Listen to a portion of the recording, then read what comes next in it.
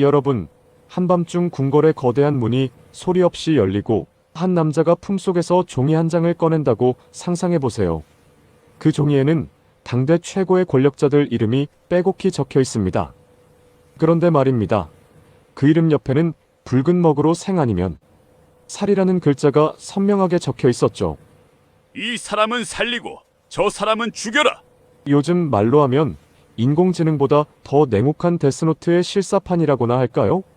이 소름 끼치는 리스트를 손에 쥐고 조선의 운명을 들었다 놨다 했던 인물, 바로 한명회입니다. 그는 단종을 폐위시키고 세조를 왕위에 올린 계유정난의 설계자였죠. 하지만 여러분, 이 냉혈한 정략가에게도 세상 무엇보다 소중히 여겼던 한 여인이 있었다는 사실 혹시 알고 계셨나요? 차가운 얼음 같은 그의 심장을 녹였던 유일한 온기, 그리고 그 온기를 지키기 위해 조선 전체를 피로 물들였던 한 남자의 지독한 사랑 이야기를 오늘 깊숙이 파헤쳐보려고 합니다. 한명회 하면 우리는 권력에 미친 탐욕스러운 노인을 떠올리기 마련이죠. 하지만 그가 권력의 정점에 오르기 전 아무도 거들떠보지 않던 시절을 함께 견뎌준 여인이 있었습니다. 바로 그의 아내 황녀 부부인 민씨였죠. 여러분, 당시 한명회는 30이 넘도록 과거 시험에 낙방하고 궁궐에 문직이나 하던 만년 취준생 신세였답니다.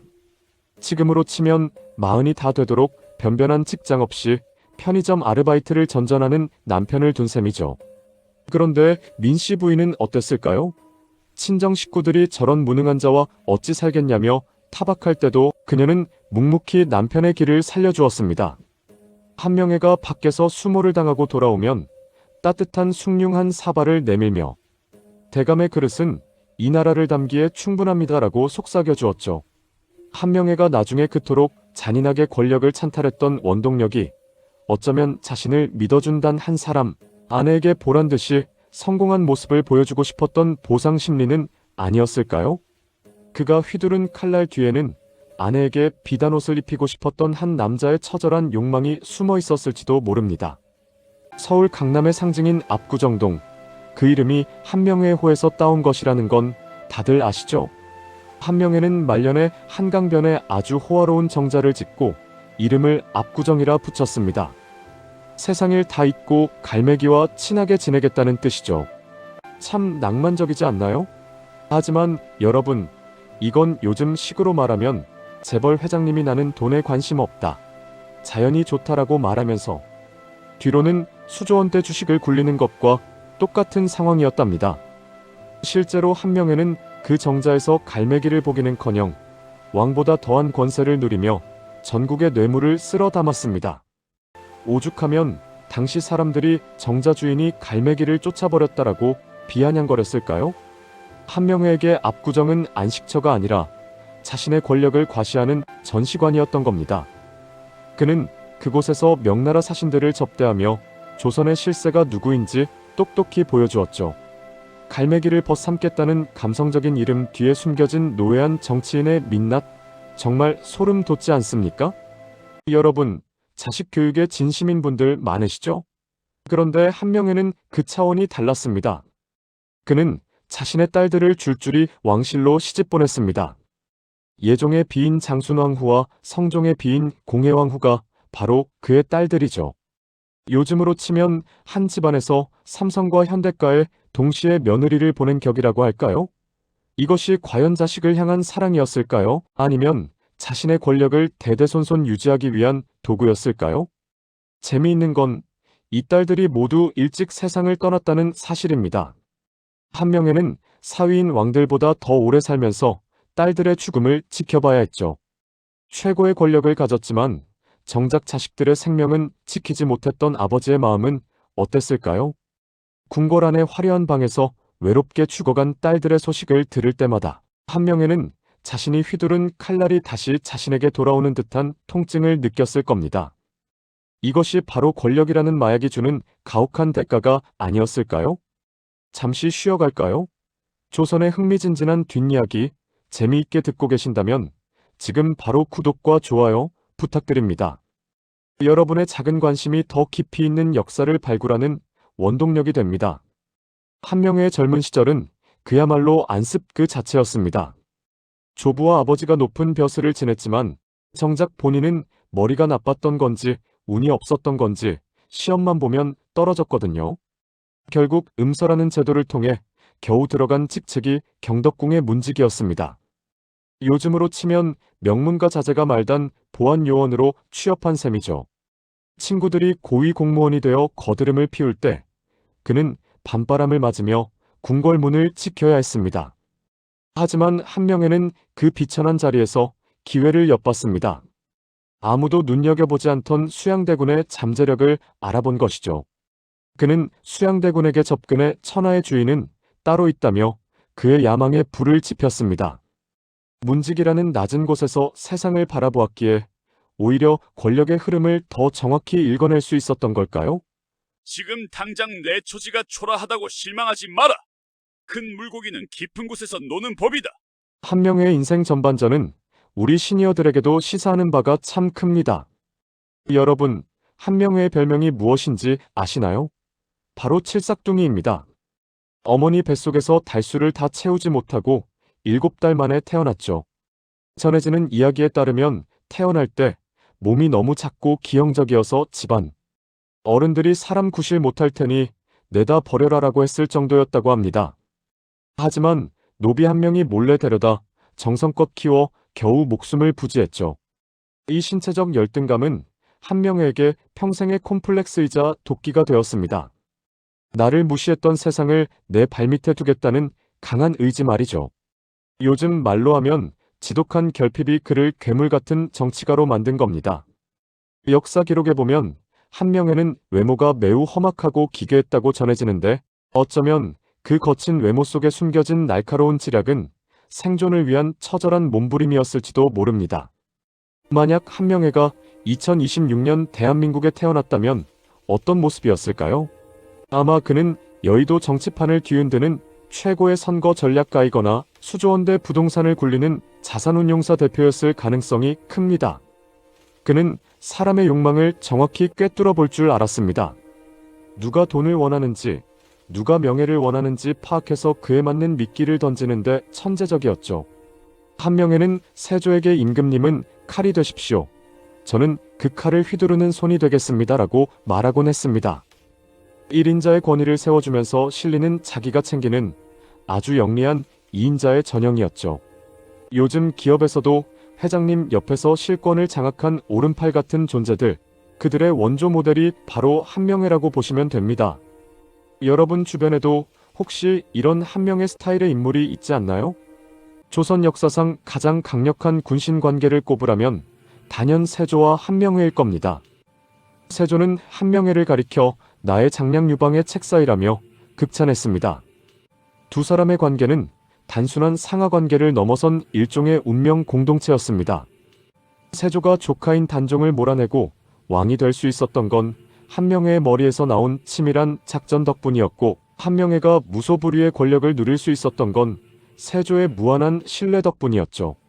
하지만 이들의 우정 뒤에는 수많은 사람의 피눈물이 고여 있었습니다. 살생부의 이름을 올리며 함께 칼춤을 추었던 두 남자. 권력을 향한 질주 속에서 그들은 과연 행복했을까요?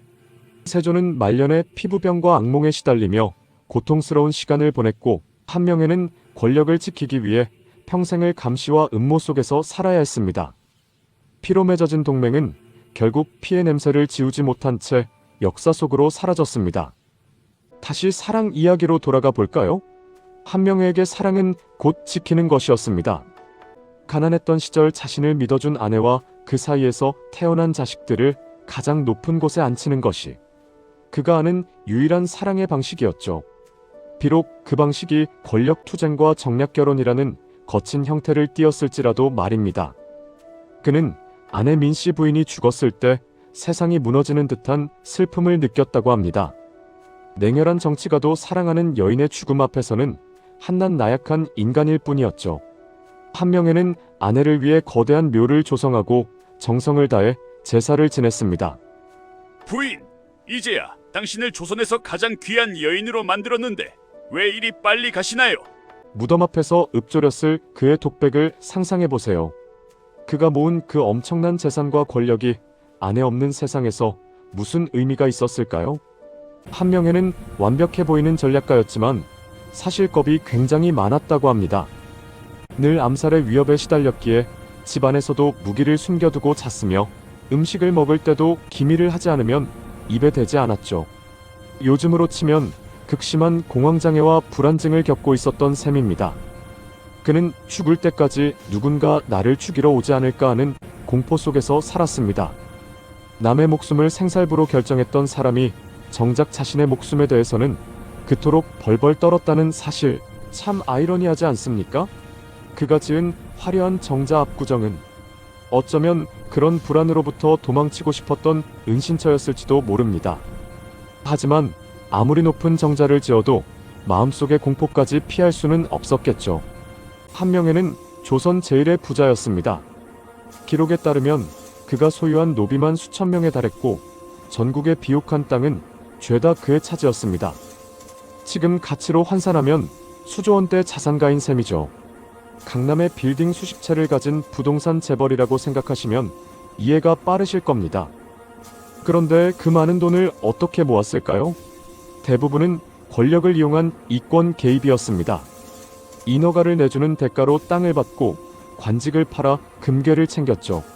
하지만 흥미로운 건 그가 이렇게 모은 재산을 결코 허투루 쓰지 않았다는 점입니다. 자신의 세력을 포섭하기 위해 부하들에게 통 크게 베풀기도 했죠. 돈은 움켜쥐는 것이 아니라 흘려보내는 것이다. 단 내 사람들에게만. 이것이 한명회식 돈의 철학이었습니다. 한명회는 천수를 누리고 편안히 눈을 감았습니다. 살생부를 휘두르며 수많은 사람을 죽음으로 몰아넣은 것 치고는 참 복 넘치는 결말이었죠. 하지만 역사는 그를 가만두지 않았습니다. 연산군 시절 갑자사화가 일어나면서 이미 무덤 속에 있던 한명회의 시신이 꺼내져 목이 잘리는 부관참시를 당하게 됩니다. 살아생전 그토록 화려했던 권세가 한순간에 물거품이 되고 죽어서까지 모욕을 당하는 운명. 여러분, 이것이야말로 진정한 인과응보가 아닐까요? 압구정의 갈매기처럼 자유롭고 싶다던 그의 바람은 결국 핏빛 복수극으로 마침표를 찍었습니다. 권력의 정점에서 내려다본 세상은 아름다웠을지 모르지만 그 발밑에 깔린 원혼들의 원망은 수십 년이 지나도 사라지지 않았던 겁니다. 우리는 흔히 한명회를 간신이나 악인으로 평가하지만 냉정하게 보면 그는 시대가 낳은 괴물이기도 했습니다. 혼란스러운 조선 초기 살아남기 위해 가장 영악한 길을 택했던 인물이죠. 그의 리더십은 목표 달성을 위한 철저한 실용주의라고 할 수 있습니다. 과정이 어떻든 결과만 좋으면 된다는 식이죠. 하지만 우리 시니어 세대 여러분은 잘 아실 겁니다. 인생을 살아보니 결과만큼 중요한 게 과정이라는 사실을요. 한명회처럼 수단과 방법을 가리지 않고 올라간 정상은 바람이 너무 세서 오래 머물 수가 없습니다. 어떻게 성공하느냐보다 어떻게 기억되느냐가 더 중요하다는 평범한 진리를 한명회의 드라마틱한 일생이 우리에게 다시금 일깨워주고 있습니다. 자, 이제 마지막으로 한명회의 뿌리에 대해 이야기해 볼까요? 그는 1415년 명문가인 청주한 씨 집안에서 태어났습니다.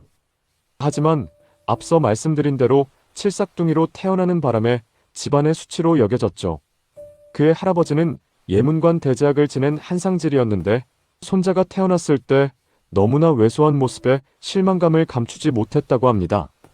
하지만 그 작은 아이가 자라나 조선의 왕을 2명이나 사위로 맞이하고 영의정 자리를 3번이나 지낼 줄 누가 알았겠습니까? 작은 고추가 맵다는 속담의 산증인이 바로 한명회였던 셈입니다. 그의 가문은 이후 조선 최고의 명문가로 자리 잡았지만 그 영광의 뿌리에는 한 정략가의 처절한 생존 본능과 도끼가 서려 있었습니다. 여러분, 오늘 한명회의 파란만장한 삶을 함께 따라와 보셨는데 어떤 생각이 드시나요? 그가 가졌던 압구정의 화려함인가요? 아니면 부관참시의 비극인가요? 인생의 황혼기에 접어든 우리에게 한명회는 묻고 있는 것 같습니다. 당신은 무엇을 위해 그토록 치열하게 사셨습니까? 권력도 재물도 결국 한강변의 안개처럼 흩어지고 마는 것. 하지만 끝까지 남는 건 내가 사랑했던 사람들과의 기억, 그리고 세상에 남긴 선한 영향력이 아닐까 싶습니다. 한명회처럼 생살부를 쥐고 세상을 호령하기보다는 내 주변 사람들의 이름 옆에 생이라는 글자 대신 사랑이라는 글자를 적어줄 수 있는 그런 넉넉한 삶이기를 소망해봅니다. 다음 시간에는 또 다른 인물의 놀라운 이야기로 찾아뵙겠습니다. 긴 시간 함께 해주셔서 감사합니다.